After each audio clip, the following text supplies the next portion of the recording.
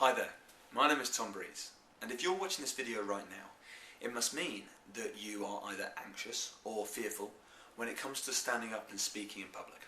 Now, if that's the case, I want you to first of all know that you're not alone.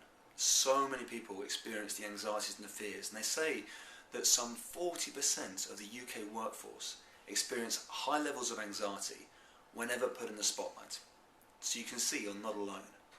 And I also want to let you know it doesn't need to be that way any longer, because you can start to change the way you think and feel by learning the specific tools and techniques that you need to make sure that you can develop your confidence.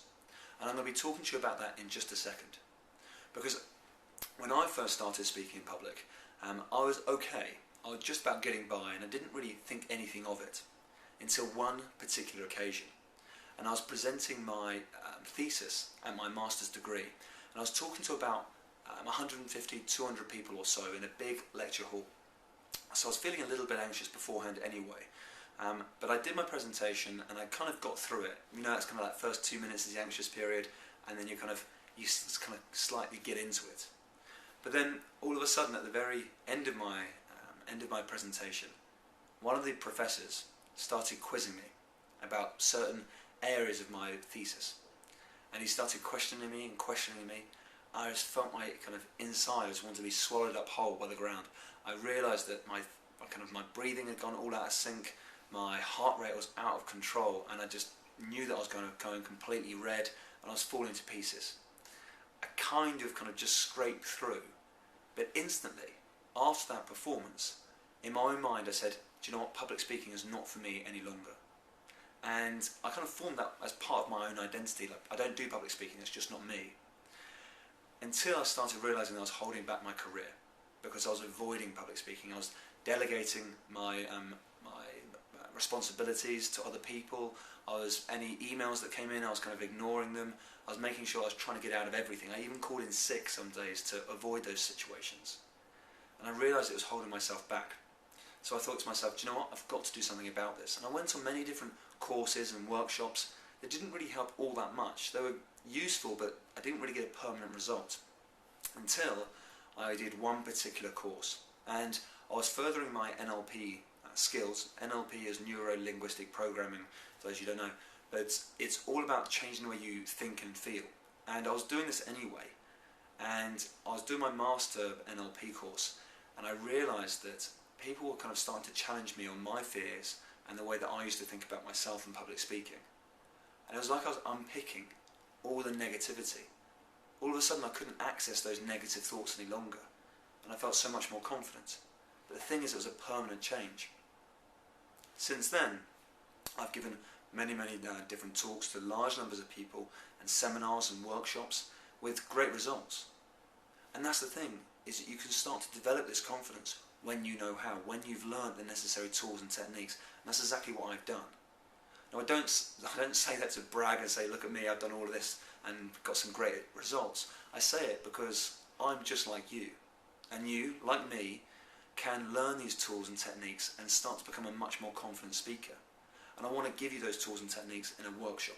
And this is exactly what I've been doing recently with some fantastic results. I did a lot of one-to-one work and proved that these techniques were working. And I started doing a lot more kind of workshop work, and I've got some brilliant results again. Because if you can learn step by step the different necessary thinking patterns and the different tools that you need to stand in front of people and become a lot more confident, you can realise that confidence starts developing very, very quickly. Because if you learn a tool, you stand up and talk, and you sit back down again, you're learning.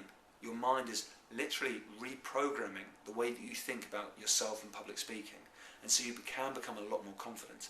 And this is exactly what I do in the workshops. And I've seen loads of people transform the way that they think and feel about themselves and public speaking, and their confidence as well. That fear is just way behind them. And it's not something that they're trying to push away, it's something they just know they've dealt with permanently. And it's something I want to make sure that you can do as well. So I'd love you to come across to one of my workshops, and I'll talk to you about that in just a second. Because with the actual anxiety itself, the actual emotion of anxiety, is very much a future-based emotion, and it's very different to a lot of other unwanted and negative emotions we experience. So you think about anger or sadness or guilt. they're kind of very much based in past situations, and you have to think about them and then you feel that emotion. Anxiety is different. It's this kind of future-based emotion. You have to think about what's coming up. It has to be important for you. And at that moment, you'll know, your mind will kind of think in different ways. It will believe different things about this situation. Part of your mind will know that it could be okay, but another part of your mind is going to say, do you know what? It's not going to be okay. And that's the part that causes that anxiety. It's that uncertainty. It's the fear of the unknown. And we fire off a lot of adrenaline, a lot of serotonin, and our bodies get very tense. And that's when we kind of experience that anxiety. And it stops us even thinking sometimes. That's why we might get those blockages, because our minds are just so preoccupied with all that anxiety. And it'll get stronger and stronger the closer you come to the time, because in your own mind, you're weighing up the challenge and the skill. So if your challenge is higher than your skill level, just your perception, you'll find that you experience that anxiety. And that's exactly what you need to start changing in your own mind. You need to know that you can, first of all, present very confidently, but also know that that challenge doesn't need to be so high any longer, because you know what you're doing. Whether it be the number of people you're speaking to, or whether it be the importance of the people that you're speaking to, or the importance of the occasion.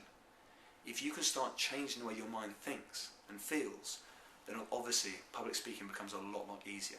And it's exactly what I want to share with you. Something that I've learned, and I want to kind of share that knowledge with you so you can become a confident speaker as well.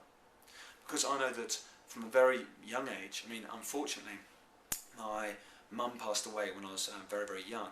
And I remember one particular occasion where I was kind of going to school for an exam, and I wouldn't get out of the bed in the morning because I was just so anxious, didn't want to go. I wanted to fake a sick day sort of thing. But she got me out of bed and got me changed and chucked me downstairs, got me downstairs and chucked me in the car and said, "You are doing this exam," and taking me to school. And I remember driving all the way there, finally got there, and she kind of booted me out the car and said, "Come on, get out." And I started walking very slowly to school, and she drove with me at exactly the same pace up the road, ensuring that I was going to be there in that exam room. So as I was turning left into the school, and she was going to turn right to make her way away from the school, she shouted out the window, "Tom, just do your bestest." And I instantly felt a complete change inside me. I realised that the pressure was kind of off, if that makes sense. My mind was thinking in a new way.